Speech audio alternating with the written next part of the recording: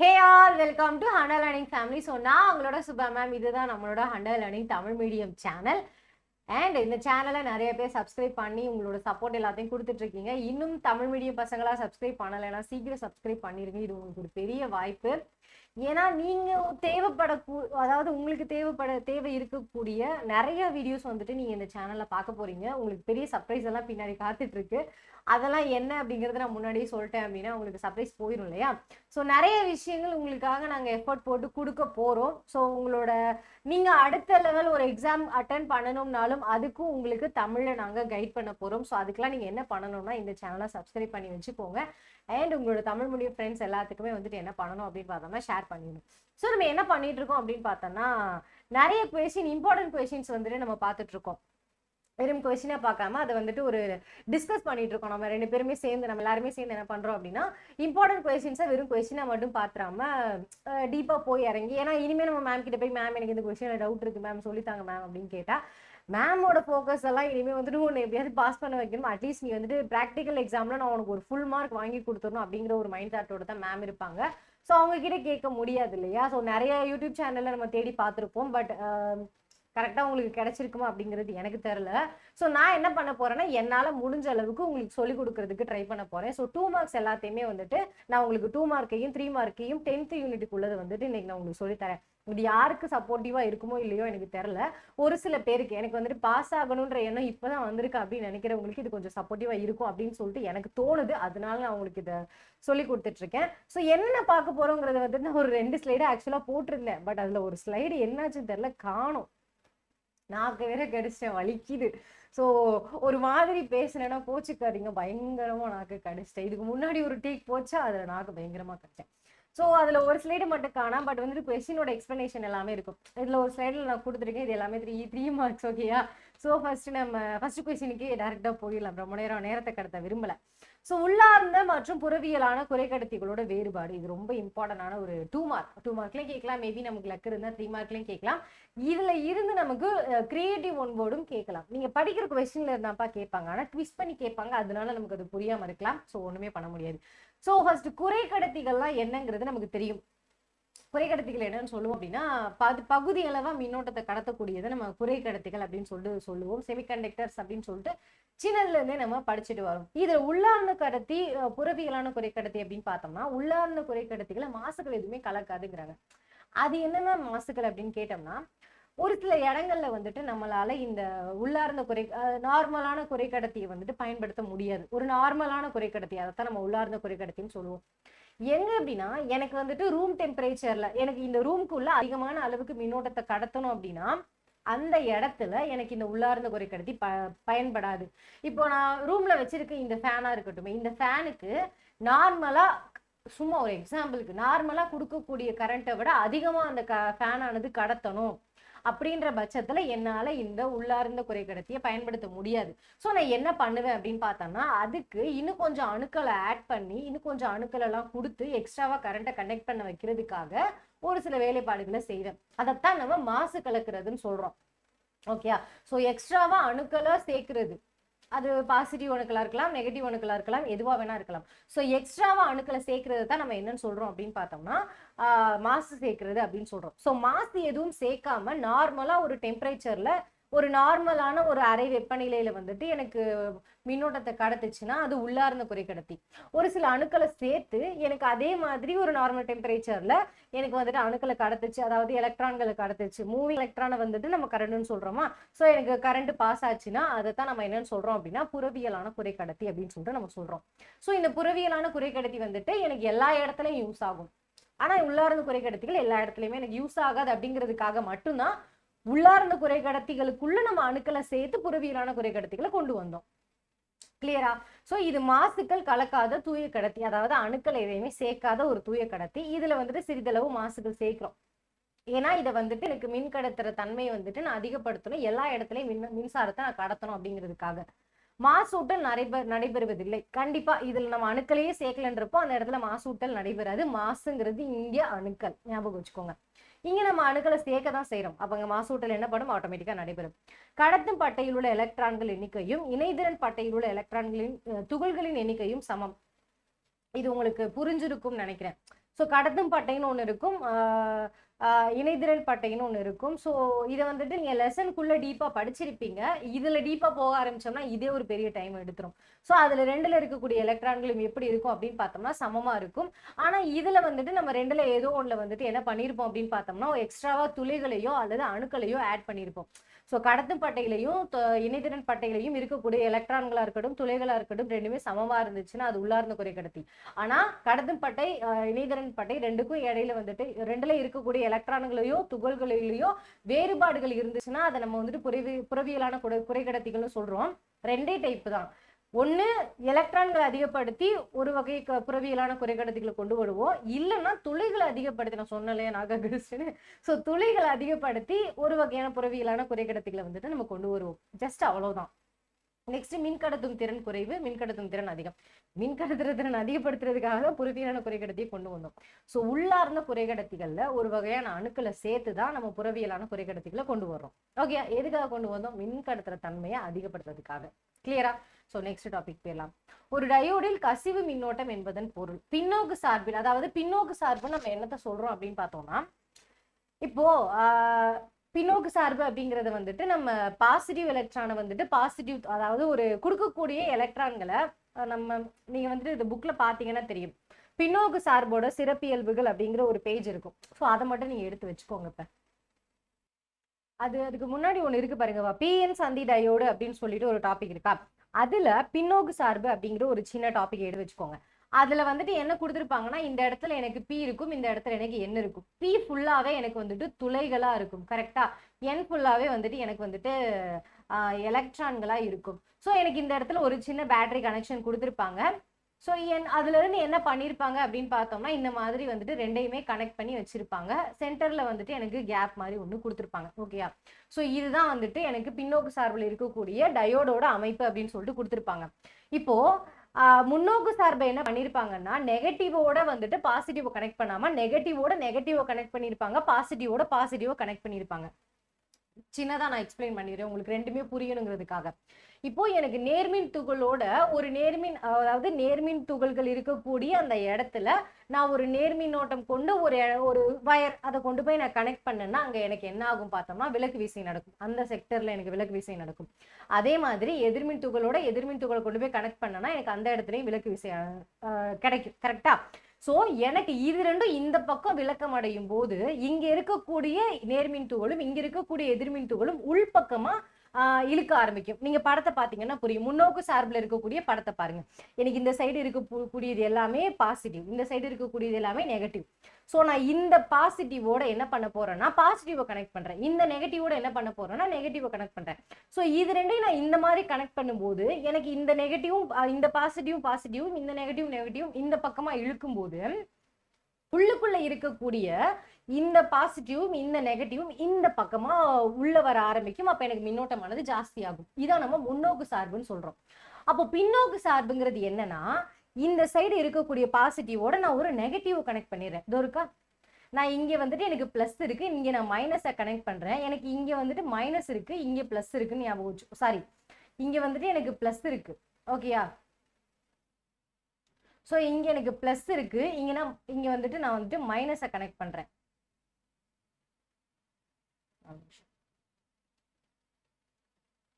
ஓகேயா?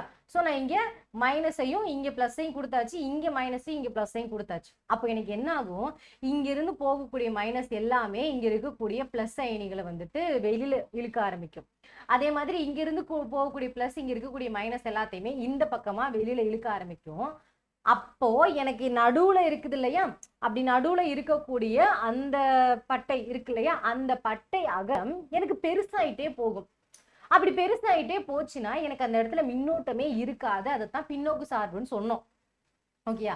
அப்படி எனக்கு பெருசாயிட்டே போய் எனக்கு மின்னோட்டமே இல்லாத பட்சத்துலையும் உள்ளுக்குள்ள இருக்கக்கூடிய இந்த பிளஸ் அயனிகளாலையும் இந்த மைனஸ் அயனிகளாலையும் நடக்கக்கூடிய ஒரு சின்ன விரவல் காரணமா, ஒரு சின்ன ஒரு மாற்றம் காரணமா என்ன ஆகும்னு பார்த்தோம்னா ஒரு அளவான மின்னோட்டமானது எனக்கு பாய ஆரம்பிக்கும். இந்த ஒரு அந்த மியூஏ அளவுக்கு மிக சிறிய மின்னோட்டம் வந்துட்டு பாயும். இது சிறுபான்மை ஊர்திகளோட இயக்கத்தினால ஏற்படுதுங்கிறாங்க. இந்த சின்ன சின்ன அயனிஸ் இருக்கா உள்ளுக்குள்ள இருக்கக்கூடிய அந்த அயனிகளால நடக்க ஆரம்பிக்குது. இதைத்தான் நம்ம என்னன்னு சொல்றோம் அப்படின்னு பார்த்தோம்னா கசிவு மின்னோட்டம்னு சொல்றோம். ஓகேயா?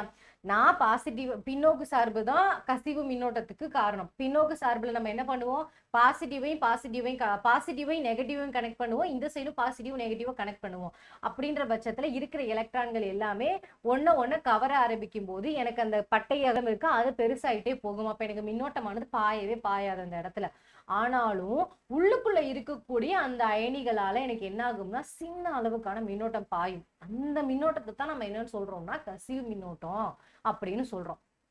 கிளியரா? இல்லைன்னா தெவிட்டிய மின்னோட்டம் அப்படின்னு சொல்லிட்டு நம்ம சொல்லுவோம். இதை நான் வந்துட்டு ஏன் ஃபுல்லா சொன்னேன்னா அப்பதான் சில பேருக்கு இன்னும் கான்செப்ட் புரிஞ்சிருக்காது, அதனால நான் ஃபுல்லா சொன்னேன். பட் இதை நம்ம படத்துல சொல்லியிருந்தோம்னா இன்னும் கொஞ்சம் எஃபெக்டிவா இருந்திருக்கும். இருந்தாலும் இது ஒரு 3 மார்க் அப்படிங்கிற பட்சத்துல நம்ம ரொம்ப போக முடியாது இல்லையா? ஸோ புரிஞ்சிருக்கும் நம்புறேன். ஓகே, ஸோ நெக்ஸ்ட் டாபிக் போலாமா? ஸோ ஒரு முழு அலைத்திருத்தியின் உள்ளீடு மற்றும் வெளியீடு வடிவங்கள். ஸோ முதல்ல ஃபர்ஸ்ட் நம்ம ஏன் திருத்திகள் தான் ஃபர்ஸ்ட் நமக்கு தேவை. திருத்திகளை நம்ம எதுக்கு யூஸ் பண்றோம்னா ஒரு ஏசி கரண்ட்டை டிசி கரண்டா மாற்றணும். ஏசி கரண்ட்டுங்கிறது என்னன்னு பார்த்தோம்னா ஒரு மாறுதிசை மின்னோட்டம். அது எனக்கு இந்த மாதிரி மாறி மாறி கிடைக்கும்.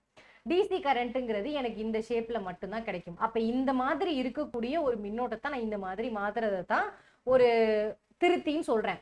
ஸோ அதுல முழு அலை திருத்தி அரை அலை திருத்தி அப்படின்னு சொல்லிட்டு கொடுப்பாங்க.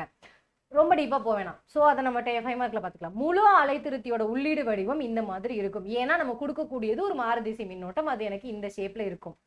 வெளியீடு வடிவம் இப்படிதான் இருக்கும். அது ஒரு நேர்திசை மின்னோட்டம்ங்கிறதுல எனக்கு கீழே உள்ள போர்ஷன் எல்லாம் கட் ஆயிட்டு மேல உள்ள போர்ஷன் மட்டும்தான் வரும். இது ஏன் கொடுக்குறீங்க அப்படின்னு கேட்டோம்னா சில இடங்கள்ல நமக்கு டைரக்ட் கரண்ட் தான் வேணும், மாறுதிசை மின்னோட்டம்ங்கிறது தேவைப்படாது. ஏன்னா மாறுதிசை மின்னோட்டம்ங்கிறது எனக்கு ஃப்ளக்சுவேட் ஆகிட்டே இருக்கும். நேர்திசை மின்னோட்டம்ங்கிறது எனக்கு எந்த ஒரு அப் அண்ட் டவுன்ஸ் இருக்கு இல்லையா, இந்த டவுன் இல்லாம எனக்கு அப்ல மட்டும்தான் இருக்கும். இப்போ நீங்க யூஸ் பண்ணிக்கிட்டு இருக்க சார்ஜஸ்ல கூட நீங்க நேர்திசை மின்னோட்டத்தை தான் யூஸ் பண்ணிட்டு இருக்கீங்க. பட் என்ன பண்ணிருப்போம் அப்படின்னு பார்த்தோம்னா அதை வந்துட்டு அது ஒரு பெரிய ப்ராசஸ். நம்ம வந்துட்டு அதை வந்துட்டு என்ன பண்ணுவோம்னா ஒரு டிரான்சிஸ்டர்ல கொடுத்து அதுல இருந்து ஸ்டெப் டவுன் பண்ணி திரும்ப நம்ம அதை ஏசி கரண்டா மாத்தி அப்படி யூஸ் பண்ணுவோம்.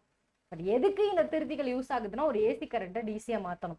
எனக்கு மாறுதிசை மின்னோட்டம் வளைஞ்சு இருக்கும். நான் வளைஞ்சு இருக்கக்கூடிய மின்னோட்டத்தை ஒரு நேரா இருக்கக்கூடிய மின்னோட்டத்தை மாற்றணும். அதைத்தான் நம்ம திருத்தின்னு சொல்றோம்.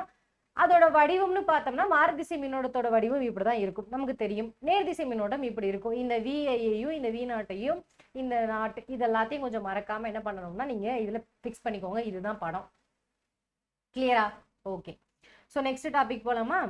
தொடர்ச்சியான அலைவுகளுக்கான பர்கூசன் நிபந்தனையை கேட்டிருக்காங்க. ஸோ தொடர்ச்சியான அலைவுகள்னா முழு அலைவுகள்ல தான் நமக்கு தொடர்ச்சியான அலைவுகள் வந்துட்டு கிடைக்கணும் அப்படின்னா நம்ம என்னென்ன நிபந்தனைகளை யூஸ் பண்ணணும்னா இது இருக்கு. மின் சுற்று வலையை சுற்றி கட்ட வேறுபாடு 0 டிகிரி. ஓகே, 0 டிகிரி அல்லது 2π முழு மடங்காக இருக்க வேண்டும். அதாவது மின் சுற்று வலையை சுற்றி கட்ட வேறுபாடு 0 அல்லது 2πயோட முழு மடங்குனா எனக்கு அந்த இடத்துல 0 இருக்கணும் அல்லது 2π அளவுக்கான அளவு இருந்தா மட்டும்தான், அதாவது அதோட கட்ட வேறுபாடானது அந்த அளவுக்கு இருந்தா மட்டும்தான் எனக்கு தொடர்ச்சியான அலைவுகள் கிடைக்கும். அதே மாதிரி வலை பெருக்கம் வந்துட்டு ஒன்றாக இருக்க வேண்டும். அதாவது A-β = 1 இருக்கணும் வலை பெருக்கம். ஸோ உங்களுக்கு இந்த வலை பெருக்கம்னா என்னன்ற டவுட் வரும் இல்ல? ஸோ இந்த கொஸ்டின் எங்க இருக்கு அப்படின்னு பார்த்தோம்னா ஒரு டிரான்சிஸ்டரை நம்ம எப்படி ஒரு அலையேற்றியா பயன்படுத்தலாம் அப்படிங்கிற ஒரு டாபிக்ல இருக்கும். ஸோ அதில் ஒன்று சொல்லியிருப்பாங்க, சைன் வடிவம் உள்ள அலை வந்துட்டு அதுதான் வந்துட்டு தடை இல்லாமல் போகக்கூடிய அலைகள் அப்படின்னு சொல்லிட்டு. நம்ம ஏன் தடை இல்லாமல் போகக்கூடிய அலையை யூஸ் பண்ணணும்னா நம்ம ஒரு இடத்துல ஒரு சிக்னலை கொடுக்க போகிறோம். இப்போ நான் சொல்றது உங்களை வந்து சேரணும்னா உங்களுக்கு வந்துட்டு சிக்னல் கரெக்டாக இருக்கணும். ஸோ அப்போதான் நான் சொல்கிற விதமாக இருக்கட்டும், நான் சொல்கிற அந்த நான் எந்த டோனில் பேசுகிறேனோ, நான் என்ன வார்த்தைகளை சொல்கிறேனோ அது உங்களை வந்து சேரும். அதுக்கு என்னோட இதை ஒரு ஜஸ்ட் ஒரு எக்ஸாம்பிளாக வச்சுக்கோங்க. அதுக்கு என்னோட வாய்ஸில் இருக்கக்கூடிய அந்த அலை வடிவம் ஒரு முழு அலையா தொடர்ச்சியான அலையா உங்களை வந்து சேரணும். ஓகேயா? ஸோ அப்படி வந்து சேர்றதுக்காக வந்துட்டு நம்ம என்ன பண்ணுவோம்னா டிரான்சிஸ்டரோ ஒரு அலையேற்றி மாதிரி பயன்படுத்துவோம். எனக்கு தொடர்ச்சியான அலைகள் வேணும், எனக்கு இந்த மாதிரி தொடர்ச்சியான ஒரு அலைகள் வேணும் அப்படின்ற பட்சத்துல நம்ம இது வந்துட்டு தடையுறு அலைகளை நம்ம எப்படி கொடுத்துருப்பாங்கன்னா இந்த மாதிரி ஷேப்ல ஒரு பாக்ஸ் ஷேப்லலாம் கொடுத்துருப்பாங்க. எனக்கு அலையானது இந்த மாதிரி வந்துட்டு தொடர்ச்சியாக சேமாக வரணும் அப்படிங்கிறதுக்கு தான் வர்கோசன் என்ன பண்ணியிருப்பாருன்னா ஒரு சில நிபந்தனைகளை கொடுத்துருப்பாரு. அதில் ஃபஸ்ட்டு கட்ட வேறுபாடு, இந்த அலைகளோட கட்ட வேறுபாடு 0ல் ஸ்டார்ட் பண்ணி 2π வரைக்கும் இருக்கணும். அதோட முழு மடங்கா, இதோட முழு மடங்கா இருக்கணுங்கிறாங்க. இதுதான் ஒரு முழு மடங்கு. சொந்தா இருக்கா? இதுதான் ஒரு முழு மடங்கு. எனக்கு 0ல் ஸ்டார்ட் பண்ணி 2π வரைக்கும் இருக்கணும் அப்படின்னு சொல்லிட்டு சொல்றாங்க. நெக்ஸ்ட் என்ன சொல்றாங்க அப்படின்னு பார்த்தோம்னா வலைப்பெருக்கம் ஒன்றாக இருக்க வேண்டும். அதாவது A β = 1 இருக்கணும். வலையோட பெருக்கம் இருக்கு இல்லையா, அது உங்களுக்கு டிரான்சிஸ்டர்ல சொல்லும் போது நான் டீப்பா சொல்றேன். அது எனக்கு 1 இருக்கணும் அப்படின்னு சொல்லிட்டு சொல்றாங்க. வேற ஒண்ணுமே இல்லப்பா. இதுல ஏங்கிறத வந்துட்டு வெளியீடு, அதாவது மின்னழுத்த பெருக்கம்னு சொல்றாங்க. இந்த பீட்டாங்கிறது வந்துட்டு டிரான்சிஸ்டரை பொறுத்த வரைக்கும் உள்ளீடுல ஒரு சிறிய பகுதி, அதாவது வெளியீடுல ஒரு சிறிய பகுதியை நம்ம திரும்ப உள்ளீடா கொடுப்போம். ஸோ அதைத்தான் நம்ம பீட்டா அப்படின்னு சொல்லிட்டு சொல்றோம். ஓகேயா? ஸோ இதுதான் வந்துட்டு பர்கூசனோட நிபந்தனை. அதுக்கப்புறம் சார்பளித்தல் என்றால் என்ன, அதன் வகைகள் யாவை? புற ஆற்றலை அளித்து மின்னூட்ட ஊர்திகள் மின்னழுத்த அரணை முறிக்கவும் மேலும் அவை குறிப்பிட்ட ஒரு திசையில் இயக்கத்தை மேற்கொள்ளவும் செய்வது சார்புபடுத்துதல் அப்படின்னு சொல்றோம். இங்கு PN சந்திக்கு அளிக்கப்படும் புற மின்னழுத்தம் சார்பு மின்னழுத்தம் அப்படின்னு சொல்லிட்டு நம்ம சொல்றோம். இது நம்மளோட டெஃபனிஷன்பா. ஸோ இங்க நமக்கு 2 விஷயம் கிளாரிஃபை ஆகணும். மின்னூட்ட ஊர்திகள் மின்னழுத்த அரண்னா ஃபர்ஸ்ட் என்ன அப்படின்னு நீங்க உங்க புக்ல வந்துட்டு PN சந்தி டயோடுன்னு ஒன்று இருக்கும். அதுல வந்துட்டு டாப்ல சந்தியின் குறுக்கே உருவாகும் மின்னழுத்த அரண் சொல்லிட்டு ஒரு சின்ன டயக்ராம் கொடுத்துருப்பாங்க. அதை எடுத்து வச்சுக்கோங்க. அங்க எனக்கு P கடத்தி இருக்கும். P வகை ஒரு டயோடும் N வகை ஒரு டயோடையும் சேர்த்து என்ன பண்ணியிருப்பாங்கன்னா வச்சிருப்பாங்க. அதாவது இந்த மாதிரி இந்த இடத்துல எனக்கு P இருக்கும், இந்த இடத்துல N இருக்கும். அதுல எனக்கு வந்துட்டு இந்த இடத்துல நிறைய ஹோல்ஸ் இருக்கும், இந்த இடத்துல நிறைய டாட்டா இருக்கும். அதுக்கு நடுவுல எனக்கு இங்க ஒரு இயக்கமில்லாத பகுதி அப்படின்னு சொல்லியிருப்பாங்க. ஓகேயா? ஸோ இந்த இயக்கமில்லாத பகுதியில இருக்கக்கூடிய அந்த மின்னழுத்த வேறுபாடைத்தான் நம்ம என்னன்னு சொல்றோம் அப்படின்னா மின்னழுத்த அரண்னு சொல்றோம். சப்போஸ் இந்த இடத்துல நான் ஒரு பாசிட்டிவையும் இங்க ஒரு நெகட்டிவையும் கனெக்ட் பண்ணனா, ஒருவேளை இது நெகட்டிவும் இது பாசிட்டிவா இருந்துச்சுன்னா இது பின்னோக்கு சார்பில் அமையும், இது பிளஸ்ஸா இருந்து இதுவும் பிளஸ்ஸா இருந்துச்சுன்னா இது முன்னோக்கு சார்பில் அமையும். அதெல்லாம் ரெண்டாவது. ஸ்டார்டிங் பொசிஷன்ல எனக்கு இந்த மாதிரி ஒரு P வகை கடத்தியையும் N வகை கடத்தியையும் இணைச்சு என்ன பண்ணியிருப்பாங்கன்னா டயோடுகளை உருவாக்குவாங்க. அந்த மாதிரி ஒரு P வகை குறைக்கடத்தியையும் N வகை குறைக்கடத்தியையும் இணைச்சு டயோட உருவாக்கும் போது அந்த P வகை குறைக்கடத்திக்கும் N வகை குறைக்கடத்திக்கும் இடையில எனக்கு இயக்கமில்லாத பகுதின்னு ஒரு பகுதி இருக்கும். ஸோ அந்த இயக்கமில்லாத பகுதியில இருக்கக்கூடிய மின்னழுத்த வேறுபாடைத்தான் நம்ம என்னன்னு சொல்றோம் அப்படின்னு பார்த்தோம்னா மின்னழுத்த அரண்னு சொல்றோம். கிளியரா? ஸோ இயக்கமில்லாத பகுதி இருக்கும். P வகை குறைக்கடத்திக்கும் N வகை குறைக்கடத்திக்கும் இடையில இயக்கமில்லாத பகுதி இருக்கும். அந்த இயக்கமில்லாத பகுதிக்குள்ள இருக்கக்கூடிய மின்னழுத்த வேறுபாடை நம்ம என்னன்னு சொல்றோம்? ஏன் இதை நம்ம இயக்கமில்லாத பகுதின்னு சொல்லுவோம்னா, ஒருவேளை அந்த இடத்துல எந்த ஒரு சார்ஜையும் கொடுக்காம இங்க இருக்கக்கூடிய ஹோல்ஸ் எல்லாம் இங்க ஒரு 3 ஹோல்ஸ் வந்துட்டு எனக்கு இங்க ஒரு 3 டாட், அதாவது எலக்ட்ரான் வந்துட்டு ஒன்னை இணை செஞ்சிருச்சுன்னா அந்த இடத்துல எனக்கு மின்னோட்டமே இருக்காது, எந்த ஒரு இயக்கமும் இருக்காது. அதனாலதான் அதை நம்ம இயக்கமில்லாத பகுதின்னு சொல்றோம். ஸோ இந்த மாதிரி இருக்கக்கூடிய இந்த இயக்கமில்லாத பகுதியில இருக்கக்கூடிய மின்னழுத்த வேறுபாடை நம்ம மின்னழுத்த அரண்னு சொல்றோம். கிளியரா? ஸோ நான் இப்ப சார்பளிக்கும் போது முன்னோக்கு சார்பு பின்னோக்கு சார்புனா என்னன்னு ஸ்டார்டிங்ல சொன்னேன். நான் கொடுக்கக்கூடிய புற ஆற்றலானது எப்படி இருக்கும்னா மின்னோட்ட ஊர்திகள் மின்னழுத்த அரணை முறிக்கவும் இங்க இருக்கக்கூடிய அந்த இயக்கமில்லாத பகுதியை முறிக்கிற மாதிரி இருக்கணும். இப்போ 3 எலக்ட்ரானும் 3 புரோட்டானே வச்சுக்கோ, 3 இருந்து சமன் செஞ்சு இருக்கிற அந்த இடத்துல எக்ஸ்ட்ராவா ஏதோ ஒன்ன கொடுக்கணும். அதைத்தான் நம்ம என்னன்னு சொல்றோம்னா சார்பளித்தல்னு சொல்றோம். அணுக்களை சேர்க்கிறது. அவை ஒரே குறிப்பிட்ட திசையில் இயக்கத்தை மேற்கொள்ளவும் சார்புப்படுது. ஏதோ ஒரு திசையில வந்துட்டு அது அதோட இயக்கத்தை மேற்கொள்ளணும். அதைத்தான் நம்ம என்னன்னு சொல்றோம்னா சார்பளித்தல்னு சொல்றோம். ஸோ இங்க எனக்கு PN சந்திக்கு அளிக்கப்படும் அதுக்கு கொடுக்கக்கூடிய மின்னழுத்தத்தை வந்துட்டு நம்ம புற மின்னழுத்தம்னு சொல்றோம். 2 சார்பு தான், முன்னோக்கு சார்பு பின்னோக்கு சார்பு. இங்க எனக்கு P இருக்கும், இங்க எனக்கு N இருக்கும். இந்த இடத்துல எனக்கு நிறைய ஹோல்ஸ் இருக்கும், இந்த இடத்துல எனக்கு நிறைய டாட்டர்ஸ் இருக்கும். இதை நம்ம இது நம்ம பாசிட்டிவ் அயனிகள்னு சொல்றோம், இதை நெகட்டிவ் அயனிகள்னு சொல்றோம். இது ரெண்டுக்கும் நடுவுல எனக்கு ஒரு சின்ன பகுதி இருக்கும். இந்த இடத்துல ஒருவேளை எனக்கு என்ன ஆகுதுன்னு பார்த்தோம்னா இப்போ எனக்கு இந்த இடத்துல பிளஸ் இருக்கு, எனக்கு இங்க இருக்கக்கூடிய எலக்ட்ரான்கள் எல்லாமே எனக்கு இங்க வந்துருச்சு ஞாபகம் வச்சு. நான் சின்ன எக்ஸாம்பிளுக்கு சொல்றேன். சப்போஸ் எனக்கு இங்க வந்துட்டு என்ன பண்ணுதுன்னா ஒரு 4 பாசிட்டிவ் வந்துட்டு எனக்கு இங்க ஒரு 4 நெகட்டிவ் வந்துருச்சுன்னு வை. இது என்ன பண்ணும்னா இந்த நெகட்டிவ் எல்லாம் இங்க வந்துடும், இந்த பாசிட்டிவ் எல்லாம் இங்க போயிடும். ஏன்னா எனக்கு இங்க இருக்கக்கூடிய நெகட்டிவ்க்கு என்ன மோட்டிவ்னு பார்த்தோம்னா இங்க இருக்கக்கூடிய பாசிட்டிவ் எலக்ட்ரான்களை போய் அஃபெக்ட் பண்றது. இங்க இருக்கக்கூடிய பாசிட்டிவ்க்கு எனக்கு இங்க இருக்கக்கூடிய நெகட்டிவ்க்கு போகணும். அதுதான் வந்துட்டு இது ரெண்டோட வேலை. ஸோ அந்த மாதிரி இது நாலுமே ஒன்ன சரி செஞ்சிருச்சு அப்படின்னா எனக்கு இங்க இருக்கக்கூடிய பகுதியில வந்துட்டு எந்த ஒரு இயக்கமும் இருக்காது. இதைத்தான் நம்ம என்னன்னு சொல்றோம்னா இயக்கமில்லா பகுதின்னு சொல்றோம். ஓகேயா? ஸோ இந்த இயக்கமில்லாத பகுதியில இருக்கக்கூடிய மின்னழுத்த வேறுபாடை மின்னழுத்த அரன்னு சொல்றோம்.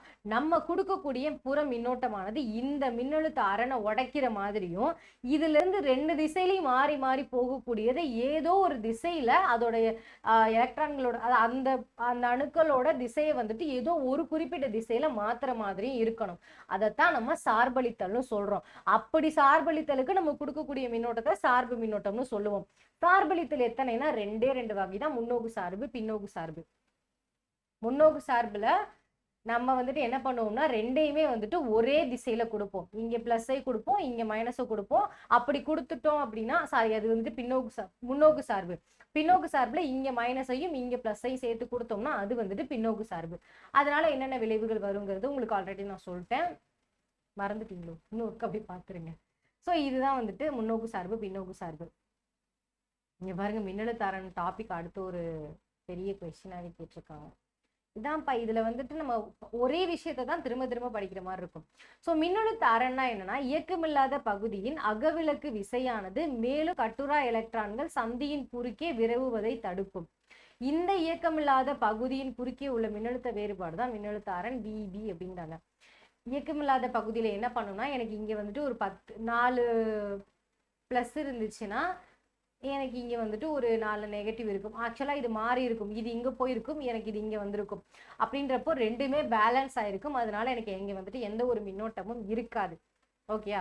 ஸோ இது என்ன பண்ணும்னா இயக்கமில்லாத பகுதியோட அகவிலக்கு விசையானது மேலும் கட்டுரா எலக்ட்ரான்கள் சந்தியின் குறுக்கே விரவுவதை தடுக்கும். இப்போ எனக்கு இங்க 4 இருக்கு, இங்க 4 இருக்கு, இங்க 5ஆவதா ஒரு பாசிட்டிவ் வந்துட்டு எனக்கு இங்க போகணும் அப்படின்னு நினைச்சிச்சுன்னா அதை போக விடாது. ஏன்னா இந்த இடத்துல இருக்கக்கூடிய நாளும் இங்க இருக்கக்கூடிய நாளும் ரெண்டுமே கனெக்ட் ஆகி எந்த ஒரு இயக்கத்தையுமே வைக்காம ஸ்டாப் பண்ணி வச்சிருக்கோம். அப்படின்ற பட்சத்துல சப்போஸ் இங்க ஒரு 5ஆவதா ஒரு எலக்ட்ரான் இருந்துருந்துச்சுன்னா எனக்கு இந்த பாசிட்டிவ் இங்க வந்து சேர்ந்திருக்கலாம். ஆனா அதுக்கான வாய்ப்பையே கொடுக்காத அளவுக்கு தான் இருக்கும் அந்த சந்தியா அந்த பகுதி வந்துட்டு இருக்கும். இந்த இயக்கமில்லாத பகுதிக்கு இடையில இந்த ரெண்டு இயக்கமில்லாத பகுதிக்கும் இடையில இருக்கக்கூடிய அந்த சின்ன மின்னழுத்த வேறுபாடை தான் நம்ம மின்னழுத்த அரன்னு சொல்றோம். கிளியரா? ஓகே. ஸோ நெக்ஸ்ட் என்ன டாபிக் அப்படின்னு பார்த்தோம்னா திருத்துதல். இதெல்லாம் வந்துட்டு 3 மார்க்குப்பா. ஸோ இதுக்கு முன்னாடி படிச்ச அரணுமே 3 மார்க்ல கேட்க நிறைய வாய்ப்பு இருக்கு. ஸோ மாறுதிசை மின்னழுத்தம் அல்லது மாறுதிசை மின்னோட்டத்தை நேர்திசை மின்னழுத்தம் அல்லது நேர்திசை மின்னோட்டமாக மாற்றும் செயல்முறை திருத்துதல். ஆல்ரெடி நான் சொல்லியாச்சு. இதுதான் வந்துட்டு எனக்கு மாறுதிசை மின்னோட்டம் அல்லது மாறுதிசை மின்னழுத்தம். இதை நான் ஒரு நேர்திசை மின்னழுத்தம் அல்லது ஒரு நேர்திசை மின்னோட்டமா மாற்றணும். இதை வந்துட்டு நான் இப்படி மாற்றணும். இதுக்கு பேரு தான் என்ன அப்படின்னு பார்த்தோம்னா திருத்துதல். இந்த செயல்முறைக்கு பயன்படுத்தப்படும் கருவி திருத்தி அப்படின்னு சொல்றாங்க. இதுக்கு நம்ம ஏதோ ஒரு ஆப்ஜெக்டை தான் யூஸ் பண்ண போறோம். அது என்ன அப்படின்னு பார்த்தோம்னா திருத்தி அப்படின்னு சொல்லிட்டு சொல்றாங்க. வேற ஒண்ணுமே கிடையாது. கிளியரா? ஓகே. தாவு தொலைவு அப்படின்னா என்ன? பரப்பிக்கும் தரைப்பகுதியை அடையும் வான் அலையின் ஏற்கும் புள்ளிக்கும் இடையே உள்ள சிறும தொலைவு தாவு தொலைவு. இது வந்துட்டு நமக்கு வானலை பரவல்ல வந்துட்டு இருக்கும்பா. ஒரு நிமிஷம், ஸ்லைடு கொஞ்சம் சொதப்புது.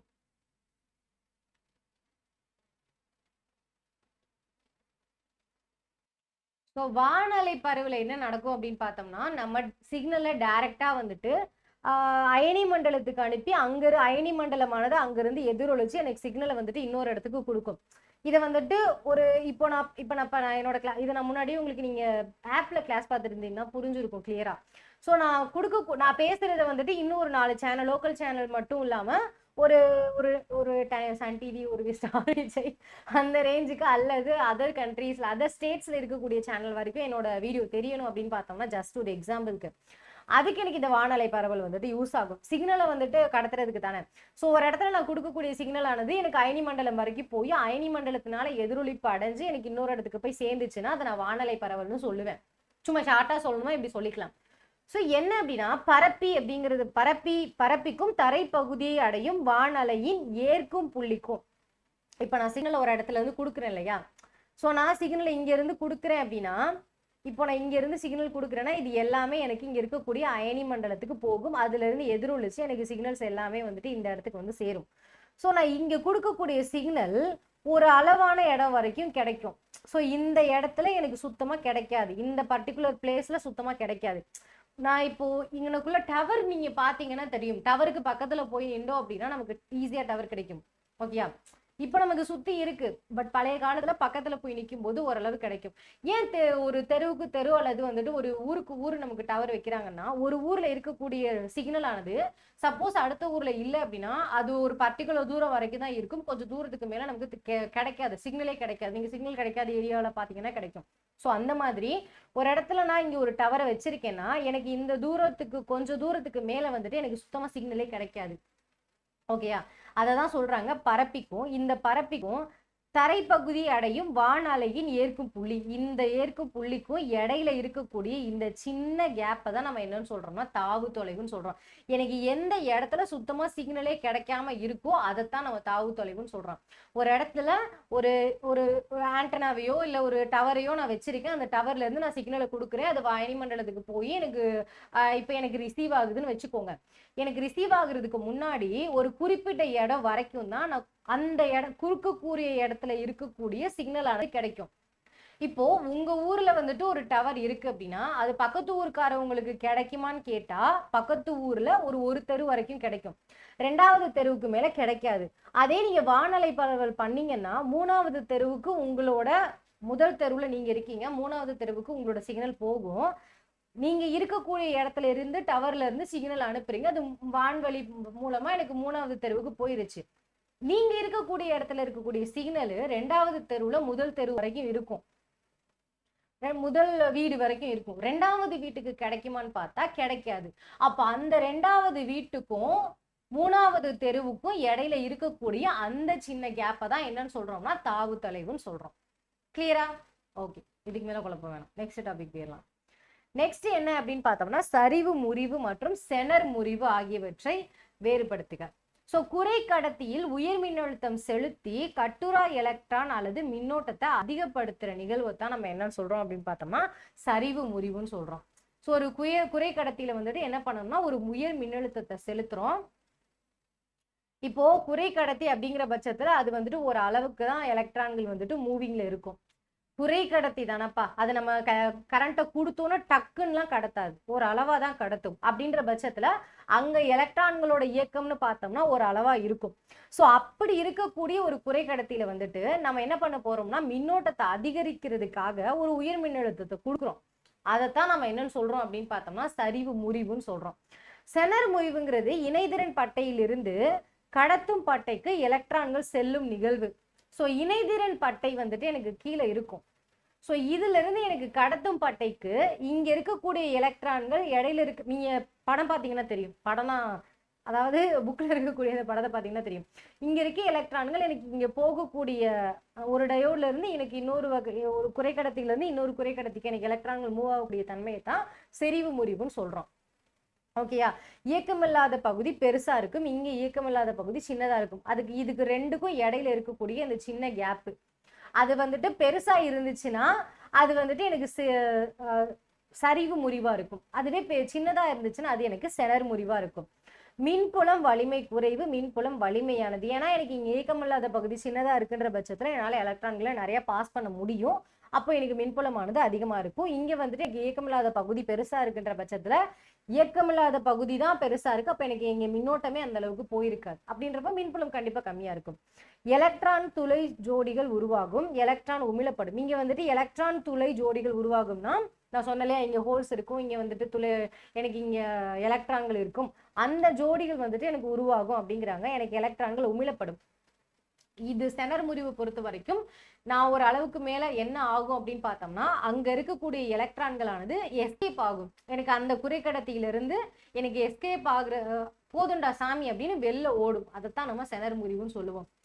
டீப்பா சொல்லலாம், பட் சொல்றேன், ஒன்றும் பிரச்சனை. ஓகே, மாசூட்டல் குறைவாக நிகழும், இங்க மாசூட்டல் வந்துட்டு அதிகமா நிகழும். இங்க வந்துட்டு எனக்கு சரிமுறிவுல வந்துட்டு ரொம்ப அளவுக்கான மாசூட்டல் அணுக்களை நான் சேர்க்க மாட்டேன், இங்க வந்துட்டு நிறைய அணுக்களை வந்துட்டு நான் சேர்ப்பேன் அப்படின்னு சொல்லிட்டு சொல்றாங்க. ஓகே, நெக்ஸ்ட் டாபிக் போயிடலாமா? நெக்ஸ்ட் என்ன சொல்றாங்கன்னா, ஒளி உமிழ்வு டயோடின் ஒரு நிமிஷம்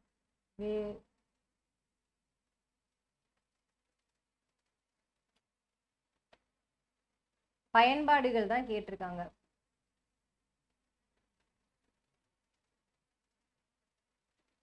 ஸோ அறிவியல் மற்றும் ஆய்வக கருவிகளின் முகப்பு பலகையில் சுட்டு விளக்காக பயன்படுகிறது. எல்இடி லைட் தான்ப்பா, ஒண்ணுமே இல்லை. இண்டிகேட்டர் லேம்ப்னா இப்போ இந்த கோவில் திருவிழாக்கள் எல்லாம் வந்துட்டு கல்யாண வீட்டுலாம் நல்வரகு அப்படின்னு சொல்லிட்டு இப்படி ஓடிட்டே இருக்குமா, அதைத்தான் இண்டிகேட்டர் லேம்ப் அப்படின்னு சொல்லிட்டு நம்ம சொல்லுவோம். அதுக்கப்புறம் என்ன சொல்றாங்க அப்படின்னு பார்த்தோம்னா,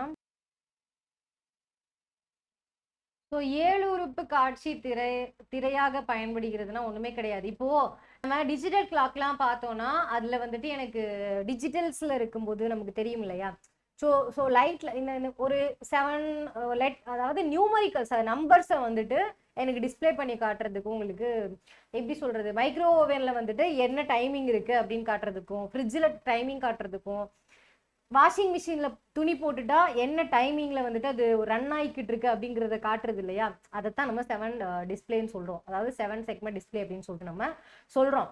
இது வந்துட்டு இண்டிகேட்டர் லேம்ப் அப்படின்னா வந்துட்டு இப்போ ஒரு புதுசா ஒரு இடத்துக்கு போறோம் அப்படின்னா இந்த எக்ஸிட்டா இருக்கட்டும், வெல்கமா இருக்கட்டும், இதெல்லாம் வந்துட்டு ஒரு மாதிரி டிஸ்பிளே பண்ணி வச்சிருப்பாங்கல்ல, அதை தான் வந்துட்டு நம்ம முகப்பு பலகைகளெல்லாம் நீங்க பார்த்துருக்கலாம், பஸ்ல எல்லாம் பார்த்துருப்பீங்கல்ல, அது டிஸ்பிளே ஆகிட்டே இருக்கும், எனக்கு இந்த ஊருக்கு போய்கிட்டு இருக்கு அப்படின்னு சொல்லிட்டு. அது எல்லாமே வந்துட்டு இந்த எல்இடி தான், ஒளி உமிழ்வு டயோடு தான். எல்இடிஸ் தான் நம்ம ஒளி உமிழ்வு டயோடு அப்படின்னு சொல்றோம். சாரி.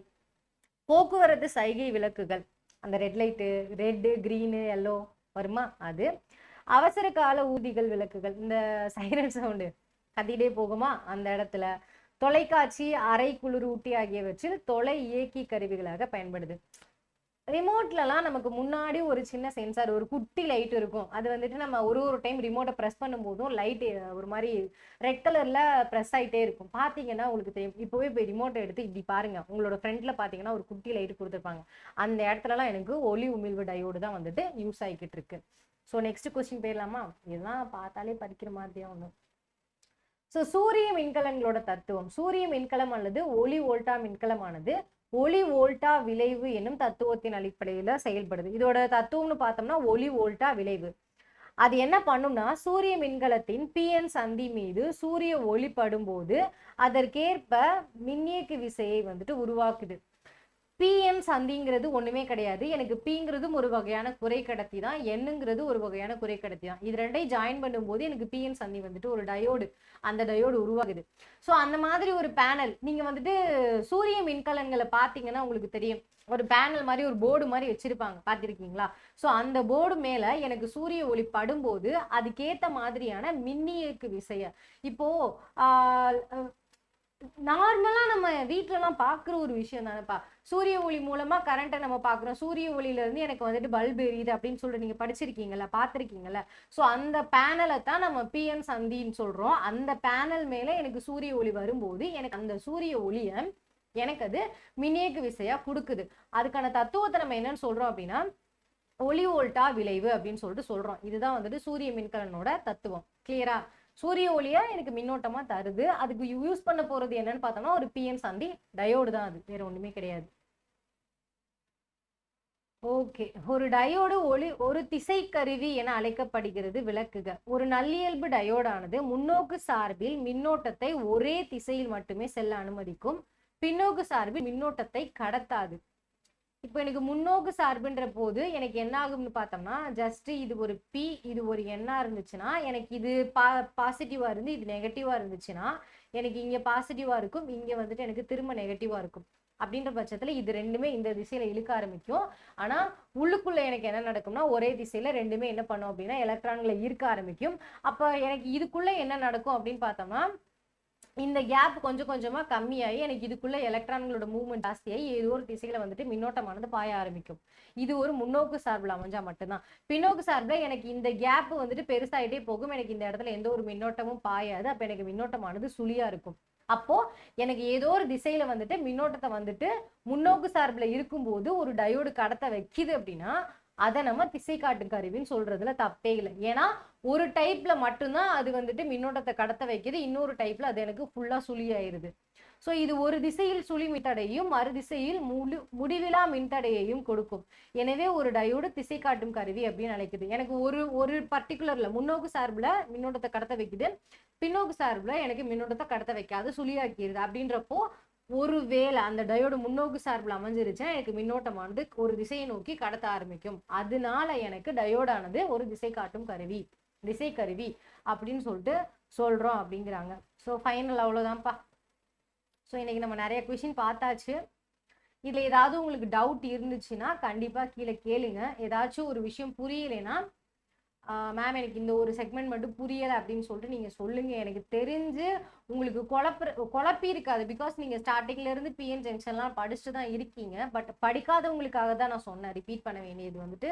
ஒருவேளை அதுவும் தெரியாமல் இருக்கிறவங்க கஷ்டம் தானப்பா, பாஸ் பண்ணணும்ல அவங்களும், அதுக்காக தான் சொன்னேன். அது எனக்கு புரியலை அப்படின்னா நீங்கள் கீழே கமெண்ட்டில் சொல்லுங்கள், நான் திரும்ப கூட சொல்கிறேன். உங்களுக்கு நெக்ஸ்ட் என்ன கொஷின் ப்ராப்ளம் கண்டிப்பாக உங்களுக்கு வரும். அதை தவிர வேறு என்ன வேணும்? ப்ராப்ளம் என்ன நீங்கள் அதையும் கீழே கமெண்ட்டில் போட்டுருங்க, ஒன்றும் பிரச்சனை கிடையாது. அதை தவிர உங்களுக்கு எந்த கொஷின் சொல்லி கொடுத்தா இன்னும் ஹெல்ப்பாக இருக்கும் அப்படின்றத மட்டும் எனக்கு சொல்கிறேங்க. 3rd சாப்டர் ஆல்ரெடி இந்நேரத்துக்கு போஸ்ட் ஆகிருக்கும். ஸோ அதையும் பார்க்கலன்னா போய் பார்த்து தெரிஞ்சுக்கோங்க. ஸோ அவ்வளோதான், கிளியரா? ஸோ டவுட்ஸ் இருந்தால் கேளுங்க. நெக்ஸ்ட் நம்ம வேறு ஒரு சாப்டரில் பார்க்கலாம். அப்படியா?